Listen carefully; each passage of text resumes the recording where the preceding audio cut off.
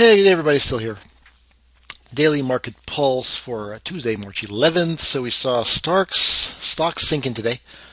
They were down, and they did so in considerably higher volume than Monday's volume. So distribution days added on. Now we're at 6 on the Nasdaq, only 2 on the S&P. A little weird and lopsided for sure. In fact, I probably didn't update the 8 moving average correctly either.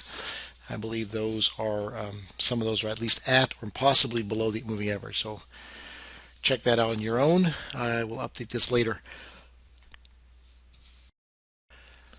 Okay, so the Dow Jones is sitting right on the 8 moving average. It is still negotiating the 1272 extension as well as the 8 moving average. A little bit of sell-off, as mentioned earlier.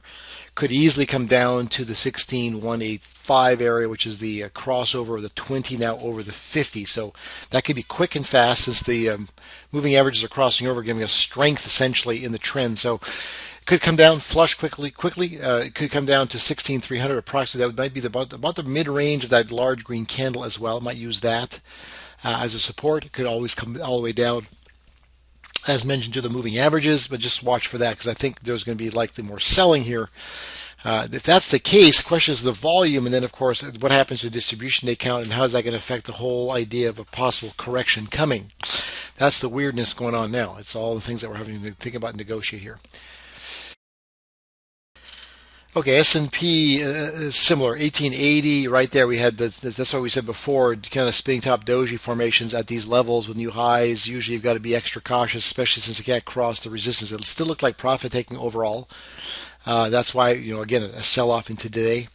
This could be it. When you have high volume, certainly that identifies and usually signifies institutional selling. In the same token, it could be the start of an immediate reversal back to the upside where the selling is accelerated and the buying is accelerated simultaneously. So we'll have to see what tomorrow brings because it could happen as quickly as tomorrow on this kind of volume. But again, there's that mid-range of that green candle, that green blue line. It came into the 8 moving average, including that 1860, 1865 level. When the stochastics, of course, was overbought. So we'll see if it flushes into 1850 at this point, the polarity area, as well as with the 20-day moving averages as well.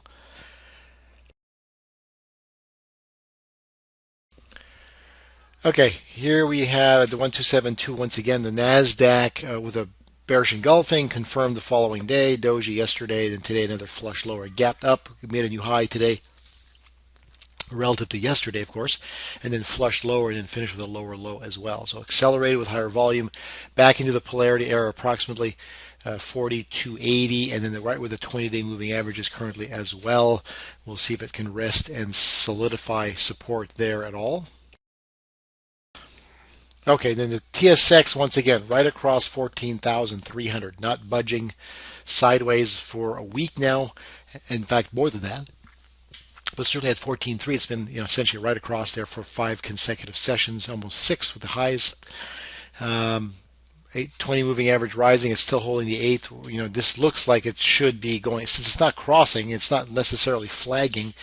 With a divergence that you see in the stochastics, you'd have to imagine this is going lower, not higher. It's got higher probability to me to go into 14,000 than it does to go to 14.5. Let's see what happens.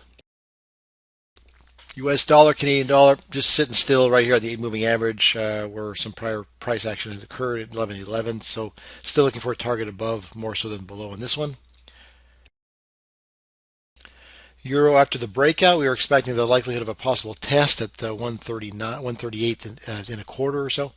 And that seems like what it's doing now. The 8 moving average will coincide with that gold line. That's what it's looking like now with the bearish engulfing right now. To me, that's going to be more profit taking than anything else, especially with that lower shadow today. If it comes down and looking for the test of the 8 as well as that gold line area, and then the likelihood of a bounce since the trends are, of course, still up, stair-stepping their way up for the last month and a half, and then just continuing the trend upward. And Treasuries, we've got the likelihood of a bounce here, that lower shadow that occurred a couple of days ago on Friday. Yesterday, the hot on me, so looking like maybe at least selling was slowing down considerably.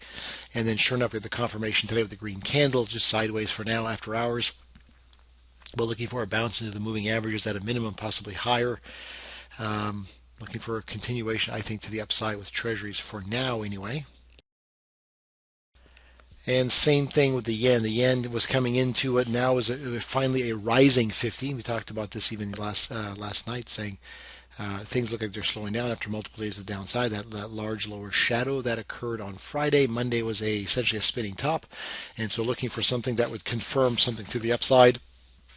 And we saw it today with a decent high. It retreated back to the 50, but look at the after hours now. It's gapped up already. I'm expecting more upside here as well here on the yen. Let's go to gold. Gold continues its sideways action. I would expect and anticipate this might continue for a little bit yet, just because of the fact that the 200 is still declining. The 50 is still a far ways away. And I think until the 50 gets anywhere close to, or at least crosses through 1280, we may not actually see any kind of direction on this just yet. So it's probably going to be sideways. Otherwise, you're still looking for a 1360 plus. In fact, I'm going to drop this line down here to 1350. I think that was probably the more likely target. It's 1350. So put that right there. Oops, what happened there?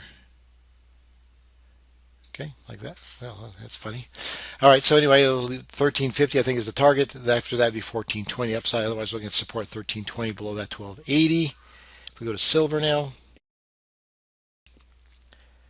So silver flushing a little bit today. See that little spinning top doji area.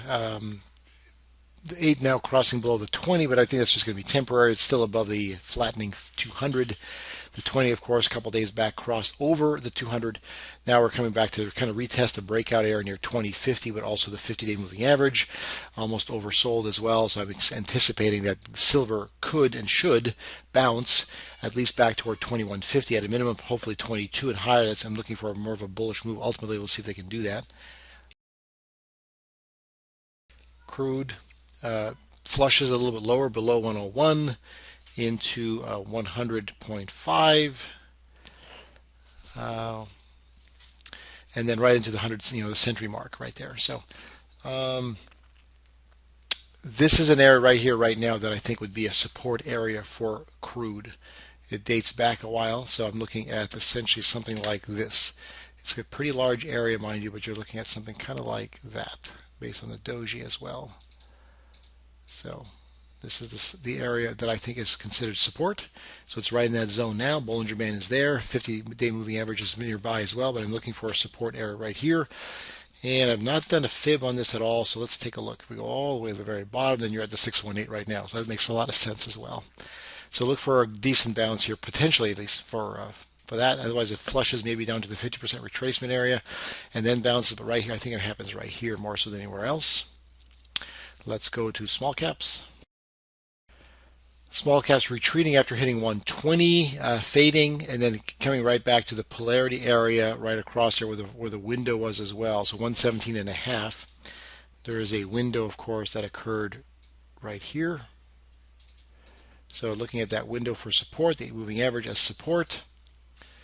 And there you are right there. The 20-day moving average crossed over the 50 now, with the 20 fast approaching that exact support area we're talking about. So we're looking for that as support in the next day or two, and then the likelihood of a bounce if they're going to sustain this at all.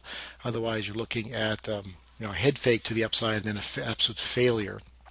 And it kind of goes back to that correction we had a while back in the end of January. My thought at the time was that correction should have gone deeper. And then two, the reversal pattern to me was not typical. It was not a type of reversal pattern to me that would have warranted this kind of a run. So maybe, just maybe, this is finally the correction that we're leading up to that I was anticipating in January, to go lower and harder and faster with a true capitulation, something that's going to go beyond 5.5 to 6% on the drop. So we'll see if that's the case or not, since we do have 6 distribution days already on the Nasdaq. Let's move over to the VIX at this point. And the VIX, a little bit of a green here, but still stuck between 15 above and 1350 below. That window, that falling window, is still a little bit of an issue right here, right there. So that's it right there, and then below at 1350 as well. So VIX, while showing a little bit of jitteriness, it's not clear again. It's right at resistance. The markets are likely very close to support. So here we are again trying to figure out what kind of resolution we're going to have. And if I give you the put-call ratio, you can see the blue moving average at one point. This is what I was talking about. To me, it seemed like the markets should have gone lower, meaning that at that point we would have seen this meander its way up over 1, and then the capitulation, in which case you'd have a more significant reversal pattern, in which case things start to drop. But it never made it up there, and it started to fade right away with the markets. But now look what's happening. We're actually getting higher highs again when the markets are actually barely rolling over. So it's a little weird.